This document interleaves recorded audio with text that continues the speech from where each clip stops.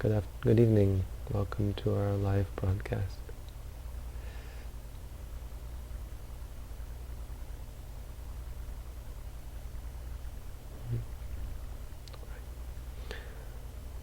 Sorry, just getting used to this setup. So we are broadcasting live.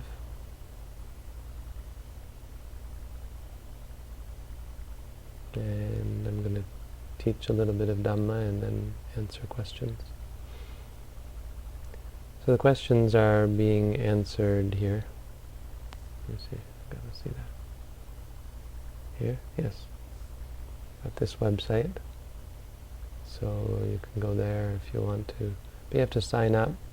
And it's really only for meditators. So if you're not actually meditating, it's maybe not interesting to you. We're not just answering idle questions from the internet. Unfortunately, that would take too much of our time.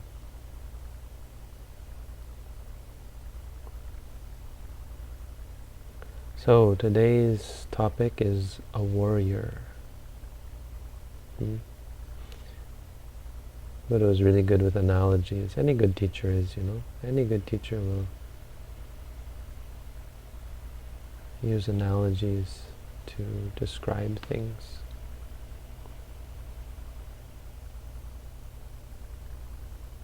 I don't know. I mean, it's one tool. Maybe not any good teacher, but it is a useful tool. And the Buddha was of course, a master of teaching in so many ways. So he often used the idea of a Yodha Jivo. Yoda. I wonder if Yoda comes from the word warrior. War. Fighter? What does Yoda mean? Yoda means... Let's see.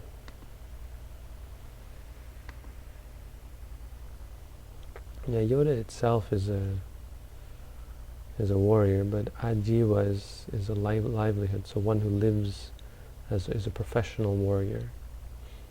Yoda is just maybe someone who is fighting.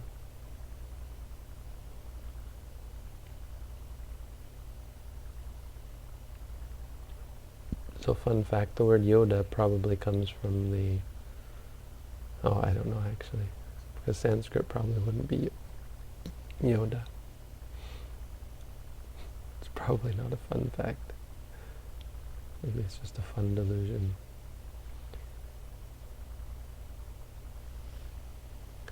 The idea of a warrior is someone who is trained, and the Buddha said, well, not all warriors are trained.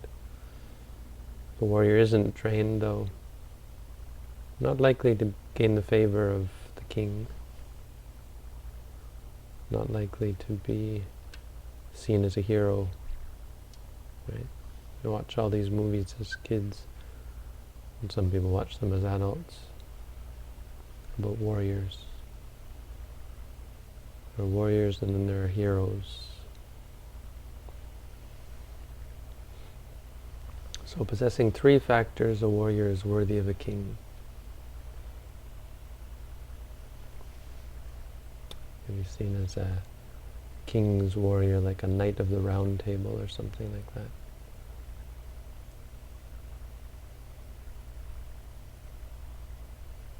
What are the three factors? Well, a warrior has to be able to shoot long distances. Actually, it sounds more like we're talking about an archer here. But it's important, I mean, if you have to charge into battle, you've already put yourself in danger. So the ability to shoot things far away is a great skill in war. The ability to have range.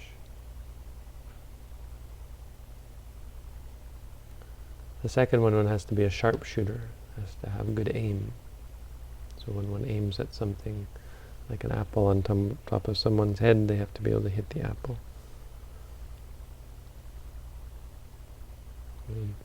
Assuming that's not quite what the Buddha is, or what a warrior would have done. It's not about shooting apples, it's all about killing people.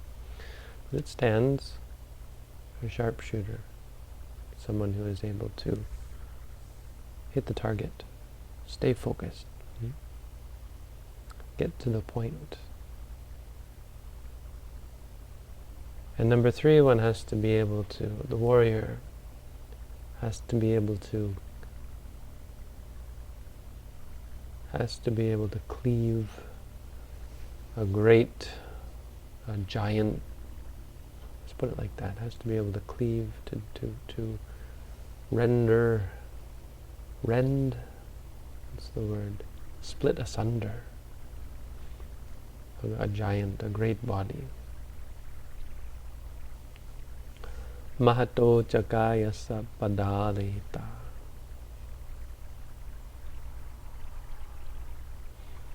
Destroy, maybe not even cut, but has to pierce, has to be able to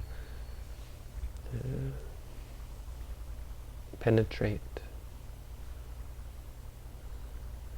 Huge. Sounds like we're talking about it, killing giants, really, or dragons, maybe. Something very huge. So not really a Dharma teaching, right? You'd think, well, but of course this is merely a simile or an analogy, I guess. Because in the same way, a bhikkhu, someone who has seen the dangers of samsara, if they want to be worthy of respect, they want to actually be what the Buddha called a punyaketa, be worthy of people's support, people's praise, and to be a worthy individual, to just have some inner worth.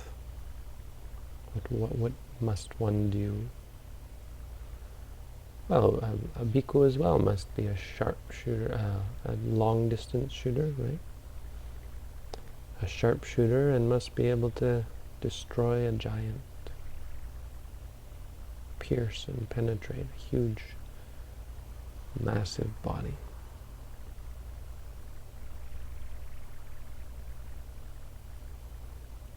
Any guesses what these mean? It's important. I mean, it's actually, these are actually 3 useful teachings, which is why I chose this one. This is, by the way, Anguttara Nikaya, Book of Threes, 133.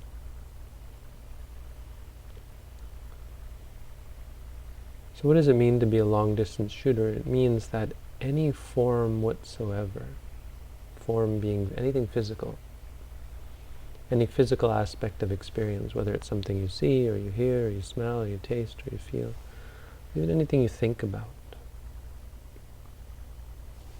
Let's look at the Pali, because it's quite poignant, I think. Yang kinchi rupang adita nagata pachupanang. Whatever rupa in the past, in the future, or in the present. Ajatawa bahidawa, internal or external. Whether it be the rupa in your own body or the rupa that you touch outside of your body. Oladikangwa sukumangwa. We were talking about, this might be the very quote that we were looking at in the Visuddhimagga today. It's an interesting question, is it?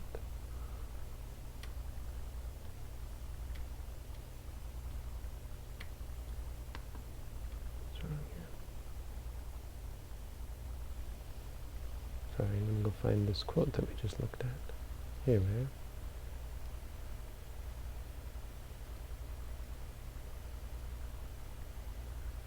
are. It's almost. It starts the same, but it's not this quote. We were just looking at this. Looking at the various ways. What does it mean? What is internal rupa? What is external rupa? Olarika means coarse. Sukuma means subtle or fine,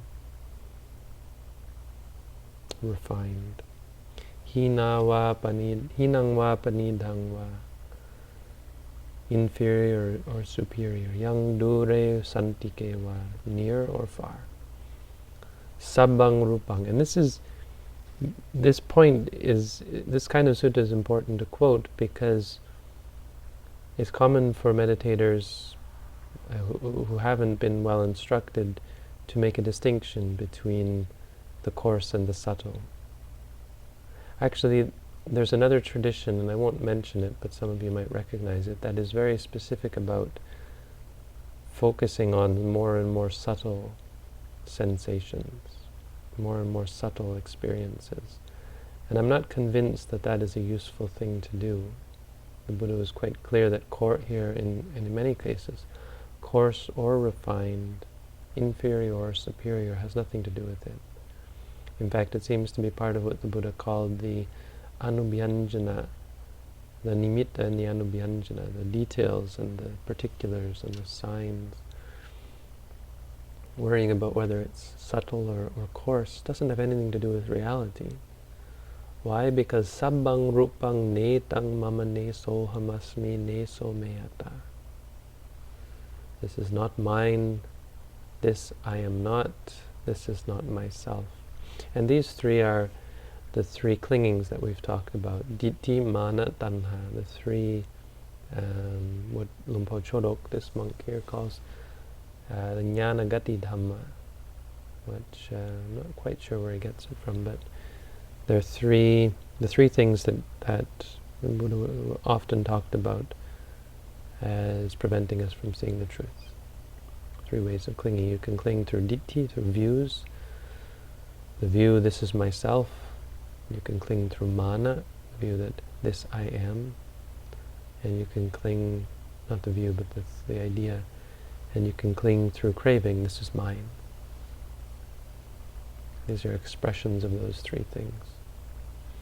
Netang mama neso hamasmi nameso atta.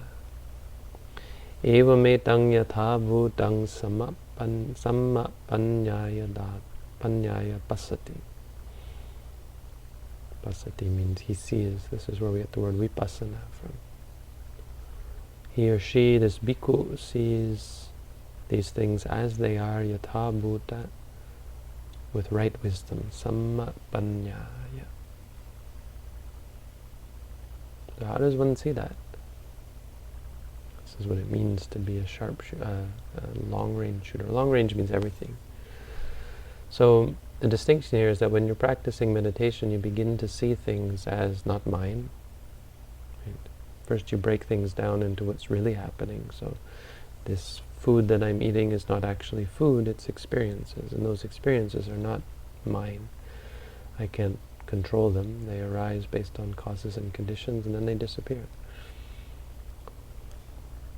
They're not, and it's not me, and it's not I am not this.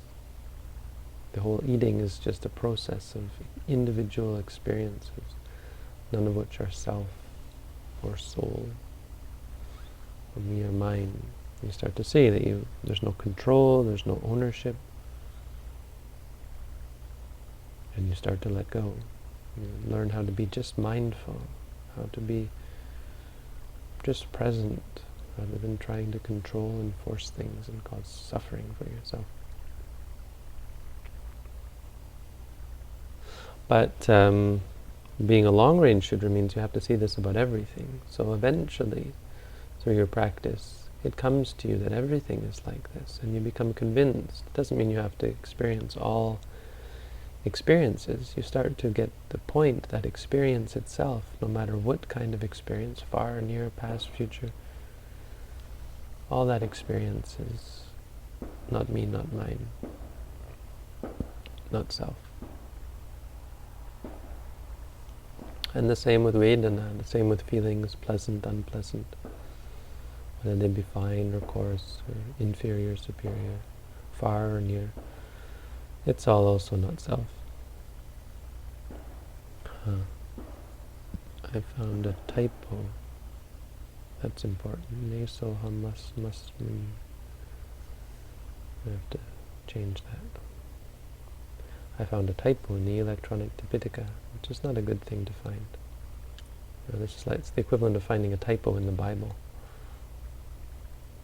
Not a good thing.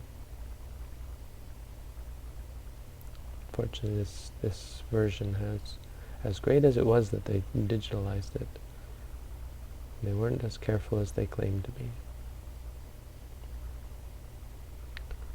Sanya, na yakinchi, and also sanya, so your recognition, it's also, you can't control this. You can't stop yourself from recognizing, oh, that's that person who I don't like, or you see a spider. Well, anyway, it's not quite about control, but it comes as cause and conditions, and you can't keep or can't get rid of it. You can't remember things when you want them. It's not how it works. You learn how to be flexible and let things come and go on their own. Do not try to force things. Same with sankhara, all the mental formations. And same with vijnana.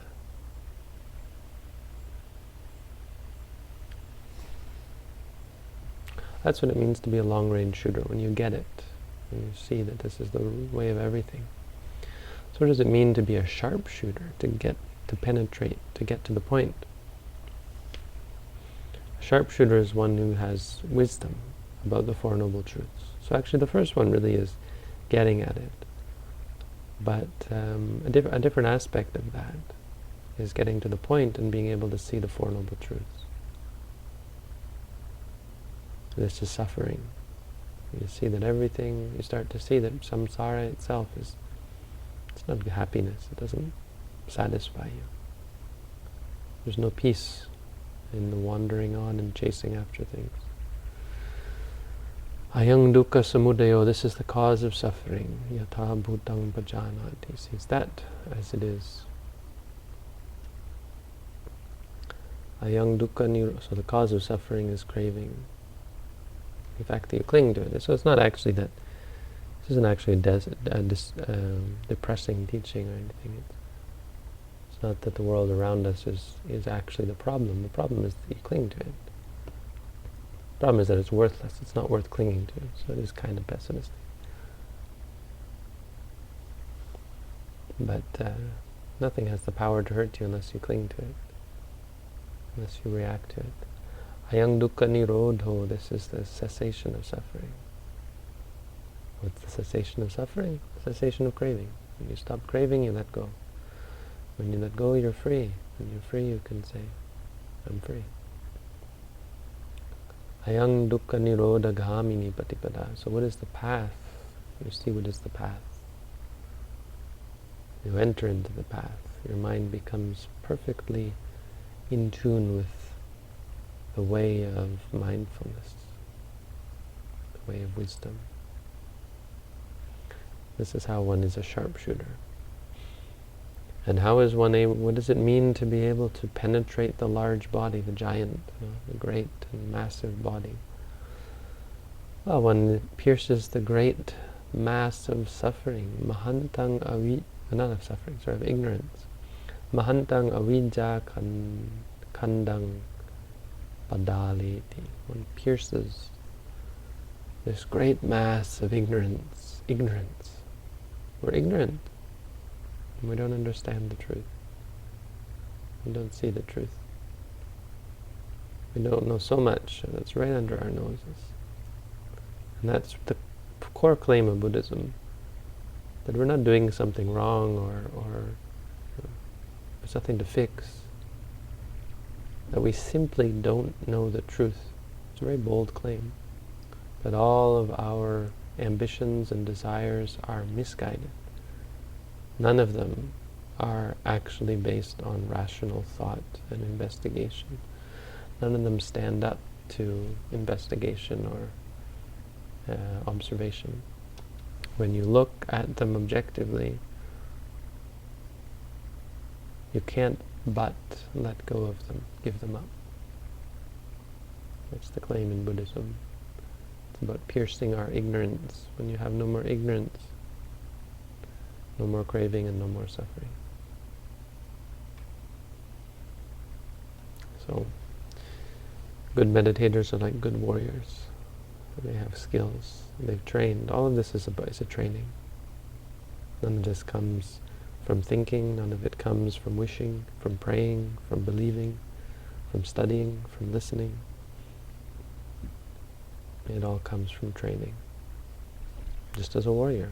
A warrior doesn't become a sharpshooter. This is why the Buddha uses this kind of language, because it's kind of like warrior training. I've said this recently, right? Boot camp. Meditation is boot camp for the mind. Just as you train your body to do all sorts of magical and magnificent things, we train our mind in great and magnificent, powerful things that give us the ability to conquer our demons and free ourselves from danger. So that's the Dhamma for tonight. Now it's your turn. Give me some questions. Do we have questions? I think I gotta turn Robin's audio on. Oh, it's on. So you're probably muted yourself. I don't hear you. Oh, no. I am, yes. Yes, we do have questions, Bhante. Okay. Bhante, can you clarify your views on the subconscious mind? You said the other night that Buddhism doesn't accept the idea of a subconscious mind. In the Western world, we often assume that thoughts arise in the mind as a result of a cause, and that cause is either some sort of self or soul, in the case of religion, or a subconscious mind in the case of psychology. So, if one, Buddhism rejects both the existence of a self, soul, and the existence of a subconscious, what then can cause thoughts to arise in the mind? 2, if I have a thought, but am not aware of... You're allowed 2 questions in one? Is that fair? Yes. All right. Yes. If I have a thought, but I'm not aware I'm thinking it as I'm thinking it. Oh, well, can't we do them one at a time? I'm still processing the first one. Okay, so the first one then. If Buddhism rejects both the existence of a self, soul, and the existence of a subconscious, what then can cause the thoughts to arise in the mind?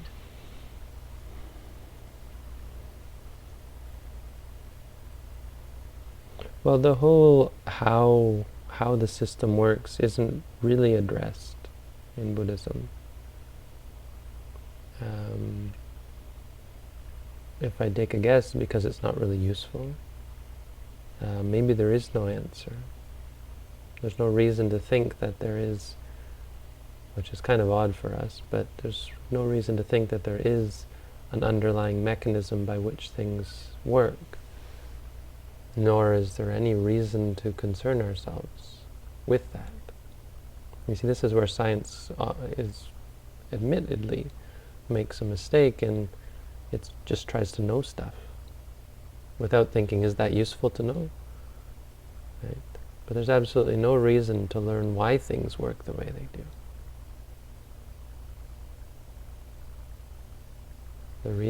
What's useful is learning how they work.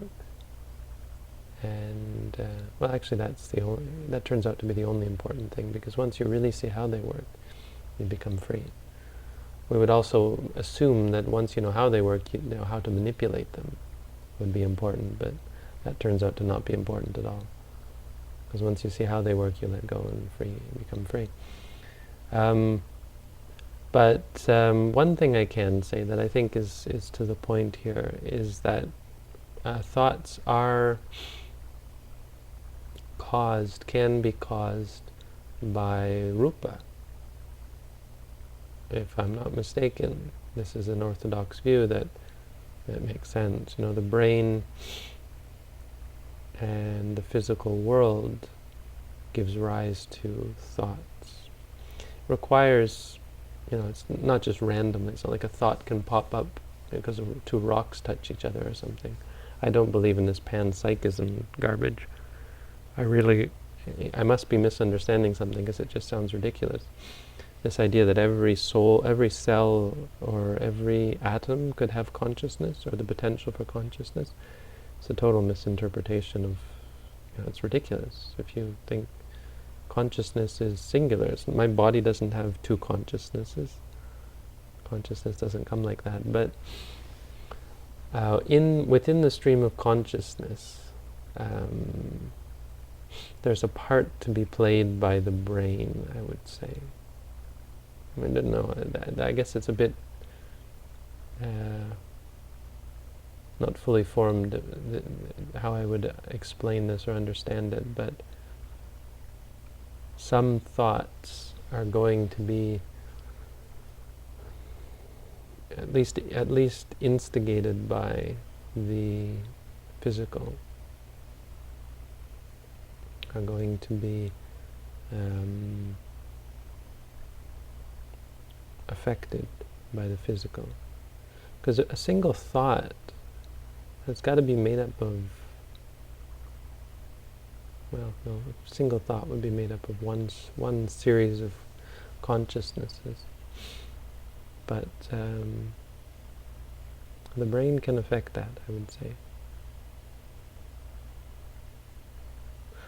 But probably more to the point, and just to simplify it, we don't worry about what is causing things. Cause is more like, why are you thinking a certain thing? Well, you think a certain thing because you've given power to that idea and it becomes habitual and so on. If you kill someone, you're going to think about killing and you're going to feel guilty and all that. Why does the guilt arise? Well, because you killed someone. It's more cause and effect kind of Buddhism thing. Not a question of, well, how does that happen? Who cares? It's what happens. And it may be even more than who cares. It may be like, it's not a part of reality. There's no answer to that. The only answer would be a theory, which would just be... Oops. Did you get the second question? I just clicked on it. I did. If I have a thought that I'm not aware of as I'm thinking it, isn't it by definition a subconscious thought?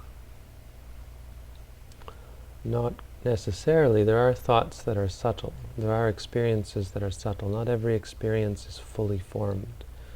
But you can't possibly have a thought that you're not aware of. That's not how reality works. Having a thought means being aware of the thought. What would it mean to have a thought that you're completely unaware of? And there's a third part. My body can regulate its heart rate and temperature without me being aware I'm doing it. Is that not evidence that a subconscious mind exists? No, that's evidence that the body exists. But that's still just conjecture, because you could also look at the world as a whole bunch of minds and all their karma, creating a universe. So your mind has its journey that's creating experience after experience, and all the many infinite, countless number of experiences that involve a single day even. They're all finely tuned with the sort of cause and effect framework. And so the idea that your body being able to regulate your heart rate, well, that's just conjecture on your part. What you're making a conjecture or an extrapolation based on experiences. But it's those experiences that are real. When you feel your heart beating, oh yeah, my heart's still regulating, but that's not true. All that is, oh, now I'm feeling it. We don't even know. The next moment our heart could turn into a grapefruit, for all we know. Right? To say that your body is regulating the heart rate is just a conjecture. It's a reasonable one, and it's useful to think that way because doctors have to cut people open based on that, but none of these things actually exist. Because remember, existence in Buddhism is based on experience.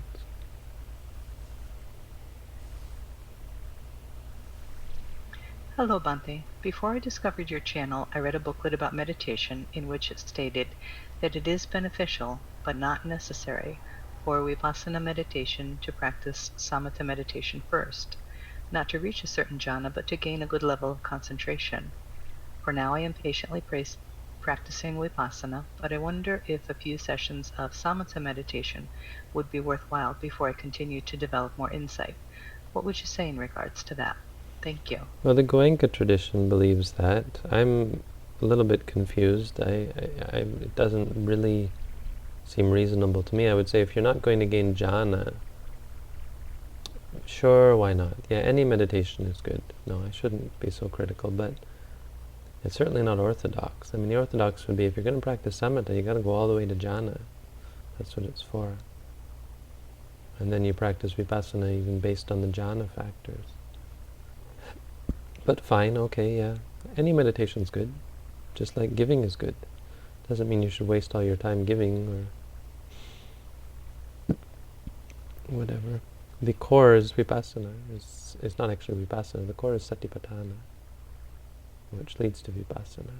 The core is mindfulness based on the reality, based on experience, not based on the concept. See, what you're talking about samatha, you mean what you mean, if let's call a spade, you mean focusing your attention on something that doesn't even exist, a concept.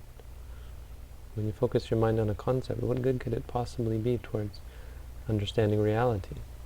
Is it good? Yeah, good. Good because you gain concentration. Your mind becomes calm. That's a great power.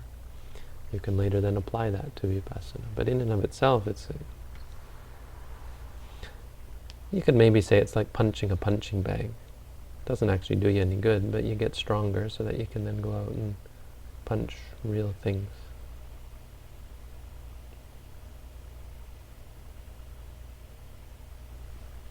When I do meditation according to your tradition, I realize the part of the mind that is doing the noting comes from the same part of the mind that does the thinking, planning, craving, etc., and for that potentially causes suffering.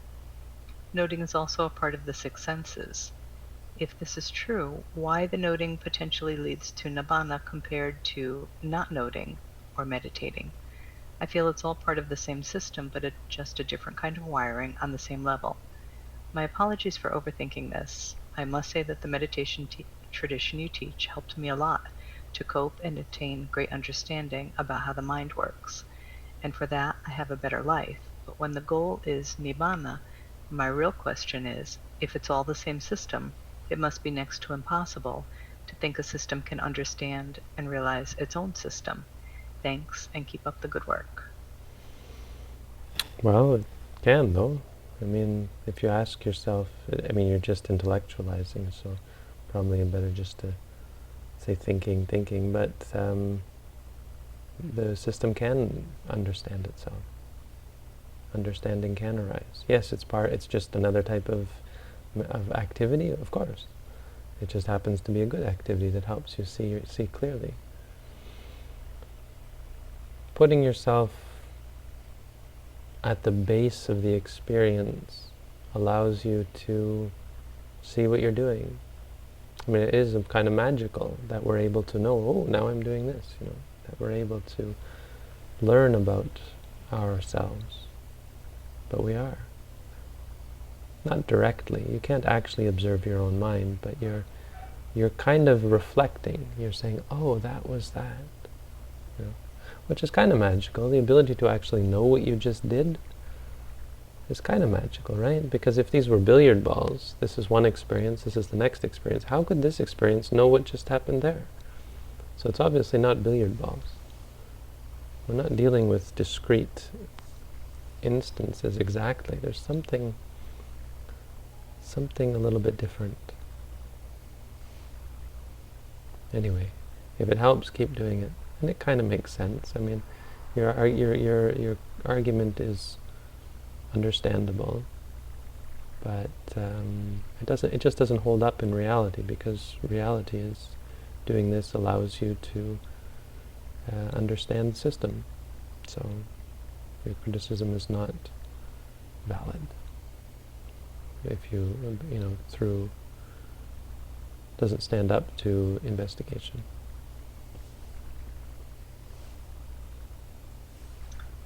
Bhante, I've watched all your videos on the Dhammapada with great interest. I have a couple of questions and would appreciate an answer. Some of the suttas and stories behind them, such as when the Buddha sits and sends out his mind to see who in the world would most benefit from his teachings, and he sees people like Jambuka from the story behind verse 70, for example. It seems to me the people that received spiritual help from the Buddha were either people from India or beings in other realms, but apparently there are no people from other civilizations of the time, like the Romans or Greeks or Egyptians, etc., which I assume also needed spiritual guidance. Is there any mention in the Tipitaka of Buddha going out and helping anyone outside of the Indian subcontinent or other realms?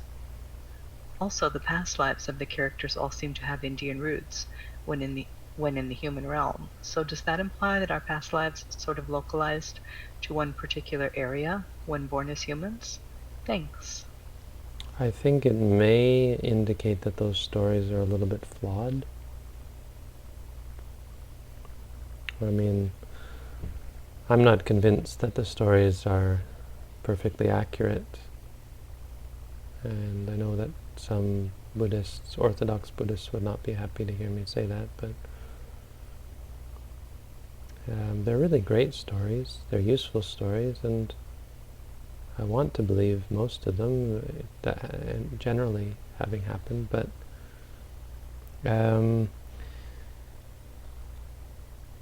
there are a lot of stories. Like the Jataka is probably a better source for this. The Jataka is probably even more reliable, I would say. If you compare the Jataka, there are three big sets of stories that we have. There are the Vinaya stories. Surprisingly, people don't realize that the Vinaya, the book of discipline, all the rules, is actually full of stories.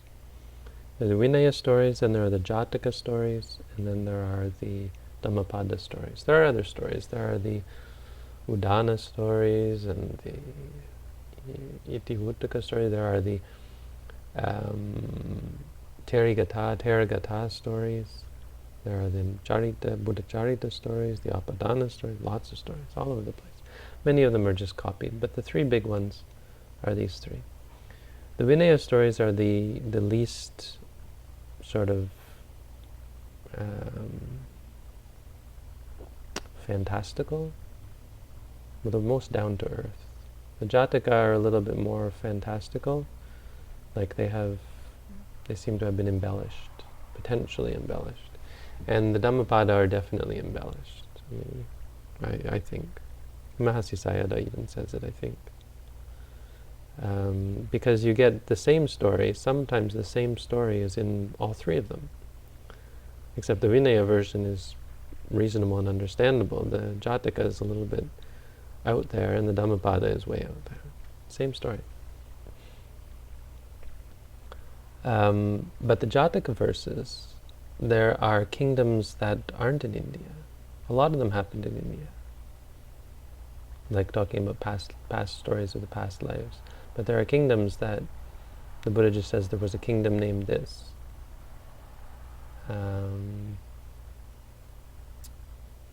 Although that's in the past, so you might say, well, but still, it's clear that it's not India, not in that sense, not as it was known in the time of the Buddha. And I think there are other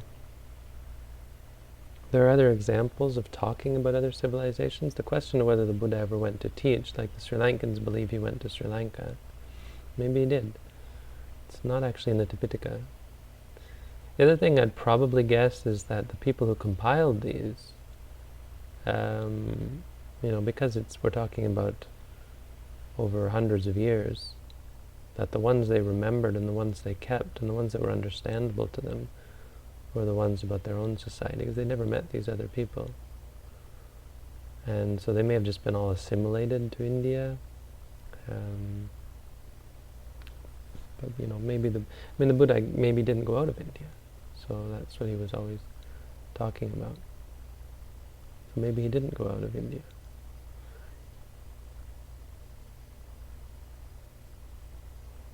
As far as so the past lives. So no, the past lives don't all seem to be Indian in my mind.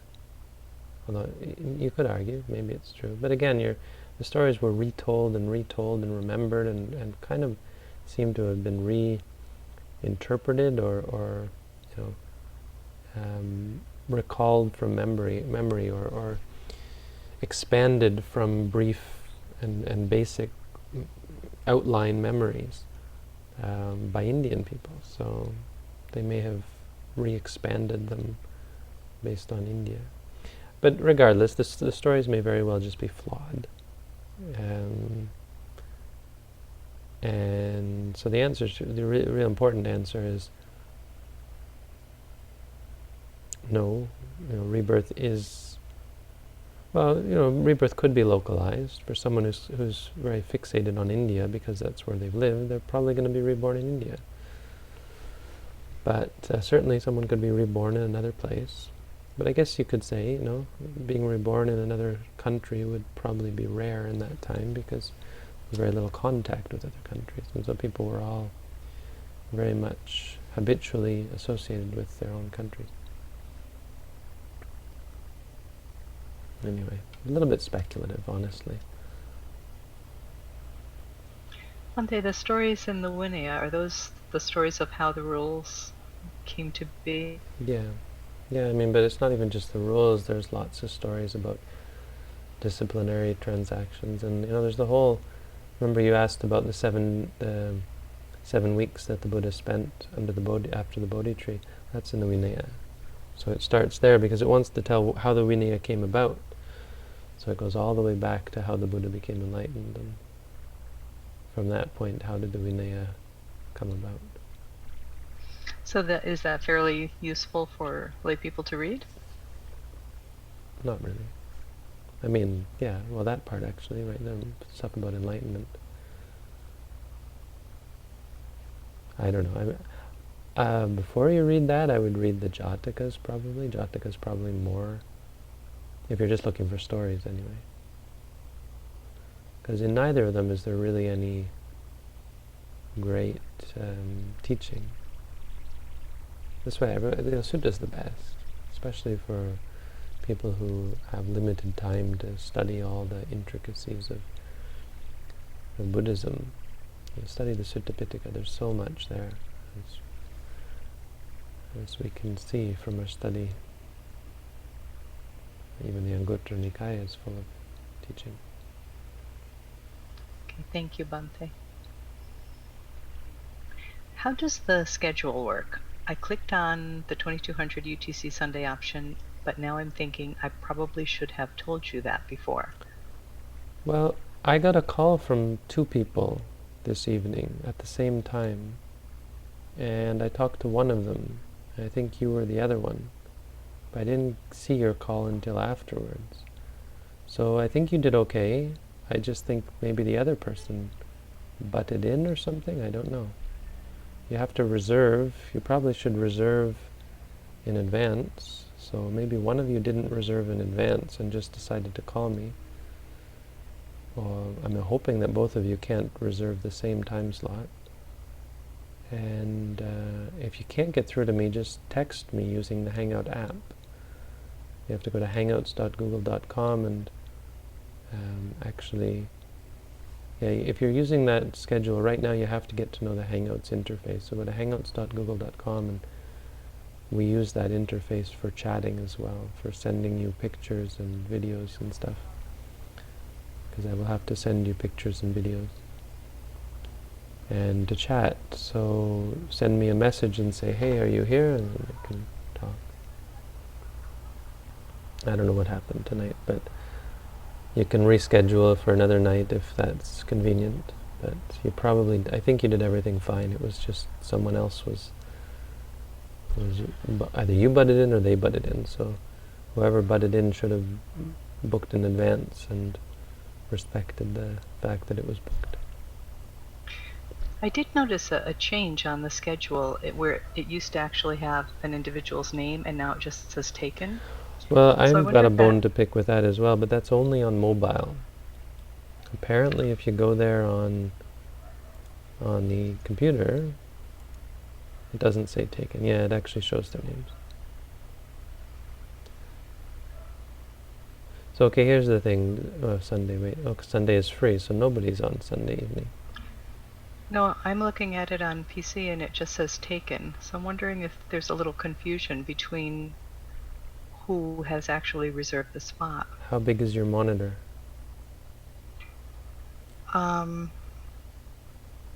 It's a big I monitor. see. Do you have this? Do you have the window actually, at full? you know what? I did have the screen minimized. I'm Yeah. sorry. Once it's opened up, it No, does show the names. they've made a Sorry about mistake. that. This is something that has to be changed. They're going based on, they're changing the CSS, I think, or they're changing something based on screen width. And that's why on a mobile, you never, no matter what I do, I can't get to see all these names on mobile, which is unacceptable to me. I've complained about it. I mean, I'm not really criticizing, but we can't have that. I have to be able to see which names are booked. Taken doesn't do it for me, so I mean, honestly, I think it should maybe wrap or something. I don't know. Anyway, we'll worry about that later. Let's get back to questions.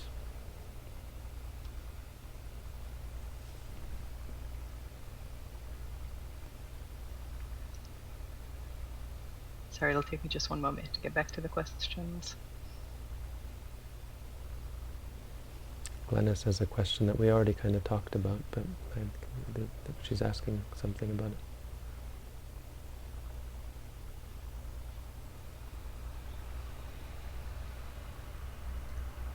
Apologize, my internet seems really slow tonight. Bhante, yesterday when I was listening to someone and they were not making any sense at all, I was feeling really upset because my thoughts were that he was an idiot, and I felt bad about thinking that. I've been studying and now understand that I had defilements of contempt and conceit. These are common defilements for me. How do I deal with them? Just noting contempt and conceit? Can you define defilements a little? I mean, what you're saying is, how do I get rid of them? And you can't get rid of them. You have to see them again and again and again. And eventually you'll get tired of them. Your mind will start to see, you're already starting to see how they're a problem.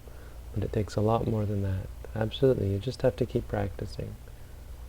In fact, as you start to see clearly, you lose any desire to get upset about things.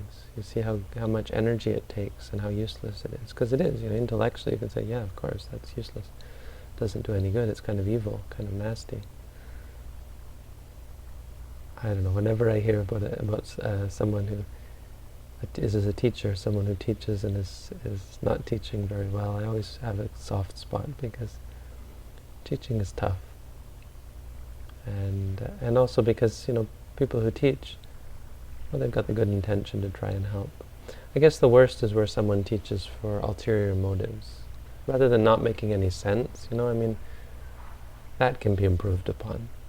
But a person who teaches for the wrong reasons, if a person is teaching for, out of ego, because they want to be famous, because they want money, that kind of thing. Teaching is a support for one's own practice. It's a good thing to do, helping people. So if someone wants to help people, I mean, wanting is problematic as well, but I guess you could argue if the person doesn't know what they're talking about, they really shouldn't be teaching. But if a person is finding themselves judging people, Mm-hmm. I mean, just to generalize it a little bit, you're just judging someone. They're an idiot. I mean, how can you best deal with that? Judging is made up of lots. You can just say judging, but it's made up of disliking, right? It comes from disliking. Of course, if you judge someone as good, it's liking.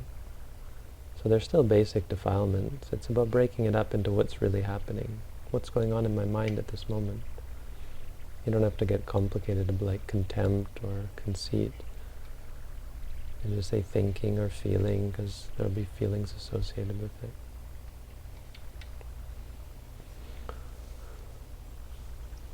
Also, at the time, I was trying to figure out exactly what it was that I was thinking and feeling so that I could label it to acknowledge it. And for some time, I couldn't identify it. This made me panic. I realize now that I could have acknowledged the panic. Anyway, back to the situation. I was finally able to identify that I was judging, so I noted judging. Oh, I wish I'd read ahead before. And all the horrible feelings went away quite quickly, and then I was able to listen without judging. I sometimes struggle to find exactly what it is that I'm feeling, and therefore find a label for it. In such cases, will it work to just say feeling, or is there something else I can do? Yeah, feelings are good. Yeah. Unless you're clear about what it is, you just say feeling. And also be aware of the liking or disliking nature of it, because it's usually involved with liking, disliking, or worrying, or fear, think about the basic ones. Eventually you can identify those in it. But if you can't, feeling is fine. Remember, it's just about staying objective. The idea is to teach yourself how to be more objective. It's not magic. The right word doesn't do anything. The words are just reminding you, okay, this is just a feeling. So that works.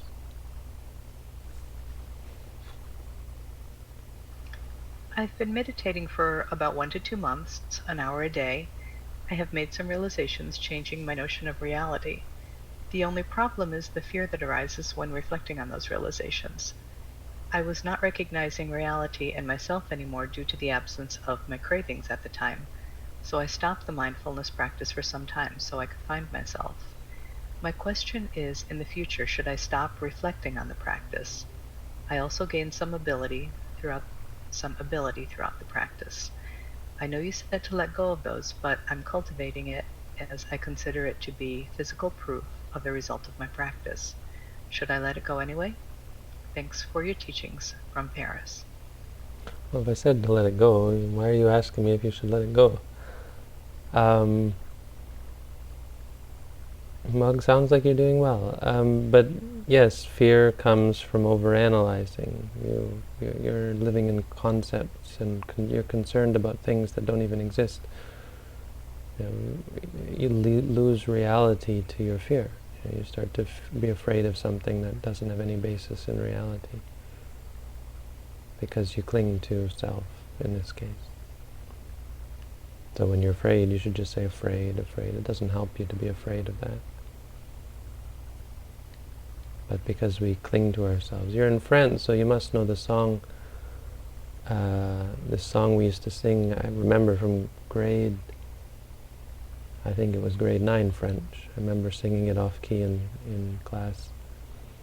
Pour un instant, j'ai oublié mon nom. Ça m'a permis enfin d'écrire ces chansons. My accent's probably pretty terrible. For a moment, I forgot my name. That allowed me to write this song. I hope you know that song. I'm assuming it's a famous French song. I'm learning it in grade 9 English, grade 9 French.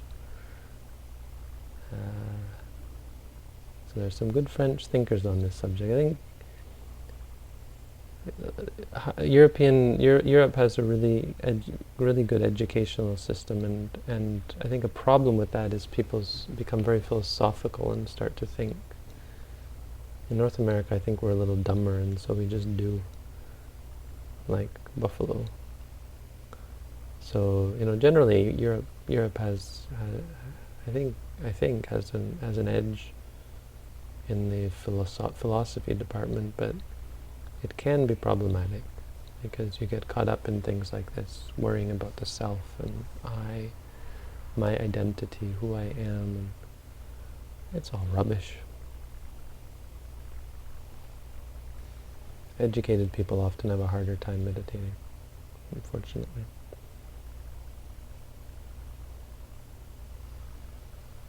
Is it possible to make note of things concurrently?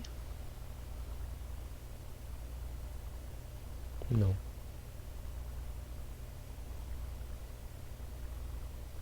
It's not even possible to know things concurrently. How the heck would you note two things at the same time? How could that be possible?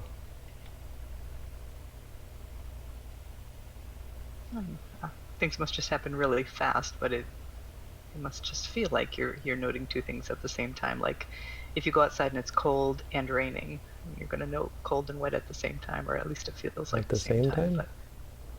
But, wouldn't you need two of you to note two things? How could you possibly note two things at the same time? I mean, it's just this kind of idea. I've heard this before. The idea that you could know two things at once. What would that be like? I mean, I understand how it feels like things are happening at the same time, but think about it. I mean, what would it mean if you were in two places at once? What would you be? I mean, it would be no you. Of course, there is no you, but there is in that sense. There's not two, I don't know. baffles me. Maybe I'm wrong, but it seems really weird to think Because that. to think that your mind can switch back and forth between Well, two switching thoughts back and so forth, quickly sure, but that's is amazing. sure. I But mean, to think that it's that's categorically different from thinking that you're in two places at once, on two but it objects at happens once. so quickly. It feels like, Yeah. this is the same But instant. but my point is, that's easy to understand. It's impossible for me to understand that you could be in two places at once. Like literally at once is categorically different. But yeah, no, that's not what you're saying. But it's kind of what that person was asking. You have said that meditating on death is a good way to combat a lack of motivation and laziness. How do you properly meditate on death? Thank you. You remind yourself, life is uncertain, death is certain. You'd actually repeat that as a mantra. You should read the Visuddhimagga section on it. But in our opening ceremony, we actually repeat these things. Adduwang me jivitang duwang maranang. Jivitang aniyatang maranang niyatang. Jivitang me... there's more Pali to it. Yeah, I don't think we do the Adduwang me jivitang. I think that's all we do in the Pali. We've shortened it down, but then we repeat in Thai because that's more important so that people know what they're saying. ชีวิตของเราไม่แน่นอนความตายแน่นอนชีวิตไม่เที่ยงความตายเที่ยงที่สุดเพราะชีวิตของเรามีความตายเป็นที่สุด Life is unsure, death is sure. Life is uncertain, death is most certain, because our life has death as its end. So you'd actually say to yourself, Aduang jivitang, life is unstable, unsure, death is sure. Duwang maranang, death is sure. Hi, Bhante. Didn't the Buddha teach Vipassana and Samatha as a practice yoked together? Why discourage Samatha if it's something the Buddha taught? Thanks for all your work. He taught that people can practice Samatha and Vipassana together. They can practice Vipassana first and then Samatha after. They can practice Samatha first and then Vipassana. The problem is the commentaries went and made things a little bit more cut and dried than perhaps they were. It's not really a criticism, but people do criticize the commentaries for doing this. I actually think it's a great thing that they've done, but you have to take it in context and have to understand that it's just one way of explaining things. So when we talk about samatha, from a commentarial point of view, we mean a specific practice based on a concept. Why? Because those types of practices can only lead to samatha. So you might call them pure samatha meditation, or limited, practice that is limited to samatha, samatha only meditation, pure samatha. But that being said, any type of quality meditation is going to require some concentration, and that's what Ajahn Chah was on about, and people kind of misunderstand what he said, I think. You need to focus the mind in order to see clearly. Right? Samadhi has to precede panya. It's just that there are types of samadhi that don't lead to panya. So we don't discourage those practices, but we relegate them to the limited role that they deserve. You know? It's not worth your time unless you've got lots of time to train yourself in pure samatha meditation. You should work on a meditation like Satipatthana. In the Buddha's time, he knew so much more about people's minds than we do, so he was able to give people metta meditation, loving kindness meditation, say, practice that, because he knew that that's what was going to make that person understand. So he could take shortcuts that way, by finding exactly what they needed. For us, we don't have that. absolutely. There are. It would really surprise me if there was anyone, even, the Buddha had these specific abilities, and people misunderstand that teachers have those abilities to tell what a student needs. It's incredibly limited, because you can see at the moment what the person needs. That's pretty easy. But to look deep into their mind, think about how layered your meditation practice is, how it changes from day to day, and then from week to week, and then from month to month, and then from year to year, how it changes. The Buddha even could know from life to life what one's meditation was going to be, the direction they were headed. So he was able to give very direct teachings. And so he could use samatha. And also people back then had a lot more time. We're talking about monks off in the forest. If you're a monk off in the forest, well, you've got more time, so it's more reasonable to think that you're practicing these, mindfulness of death as a basic practice, or mindfulness of, or metta meditation, or that kind of thing as a basic practice. It gives you good qualities of mind. But for those who have short time, and given that we don't really know what we need, the best is to take the safe route and do what we know is core to all meditators. And that's the practice of satipatthana, which leads to vipassana, which leads to insight. Now, there's samatha involved there, to the extent that one's mind is tranquilized. That's what samatha means. So it's a complicated subject, and please don't think that I'm discouraging samatha. I'm, kind of dismissing pure samatha meditation to some extent, because I don't think it nearly as profound or useful as people think it is. It's great, good, useful, just not as important as people seem to think. It's a lot easier, a lot more fun, a lot more pleasant. So that's the other thing, is people get hooked on it, caught up in it, obsessed with it. We kind of have to shut people's enthusiasm for it down, because they get over enthusiastic about it, and they're not at all enthusiastic about the grueling work that is what we call vipassana meditation, which is meditation that actually allows you to see clearly, because it's focused on reality.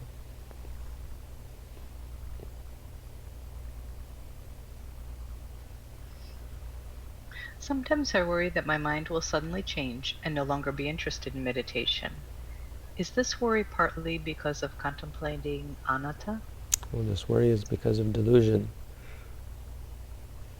It's actually an anger-based mind. Worry is a fear. It's anger-based. It's aversion. Aversion to something happening. It's based on delusion. It's because you're deluded and ignorant. We all are. This is why we come to meditate. So that worry is a problem for you. That worry causes you suffering and stress. It would be good if you were to meditate on it.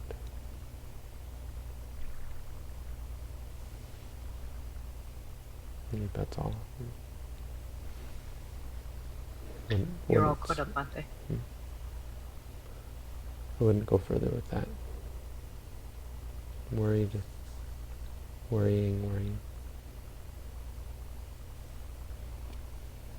Okay, let's go look at YouTube, see what the comments are like there. Do we have any drunks tonight? I can't imagine, I haven't drank alcohol in 17 years, but it baffles my mind that people go on the internet to drink alcohol. Which is maybe, I should be tolerant, but it's kind of depressing to think you go on the internet, you drink alcohol and go on the internet. See, I was drinking alcohol before the internet became a very basic activity for people, so it's just not what we did with alcohol. And then to come and listen to a monk teach the Dhamma while you're drunk, But maybe it's good that they landed here. Maybe... Well, they're drunk? No. Well, maybe. Well, maybe it's good that they landed here just to hear a message that'll make them less inclined to be drunk next time.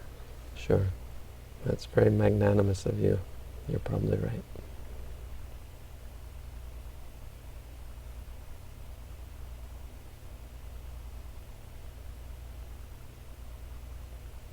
Hey, we got some of our people in the YouTube chat helping direct people. Well, that's nice. 53 viewers. I think that's like, that's not if not a record, that's like getting up to our maximum. Not that it matters. 50 is already way too many. Not way too many, but it's already, more than we can accommodate. I suppose not. I mean, lots of people can listen, but it's great as we still have questions every night. That's a sign of being useful. Anyway, that's over an hour, so that's all for tonight. Thank you all for tuning in. Thank you, Robin, for your help. I've taken you off. I took you off the. I took your name off the intro graphic because I thought you weren't coming tonight. That's okay. I don't need my name on there. Yeah, and I was kind of ambivalent about it. I mean, it's not like I want star billing or anything, but it's kind of weird to have because you're not really a teacher, I guess, would be the point. If there were another teacher here, then we would. And that's no offense, but you haven't really trained as a teacher. So. Not at all. Just helping out. Still, I don't mind putting your name there. But maybe better I don't, because sometimes you're not here. And maybe sometimes someone else will come on. True? Yeah, no, I don't need my name. Okay, anyway, have a good night. Thank you, Thanks, Bhante. Good night.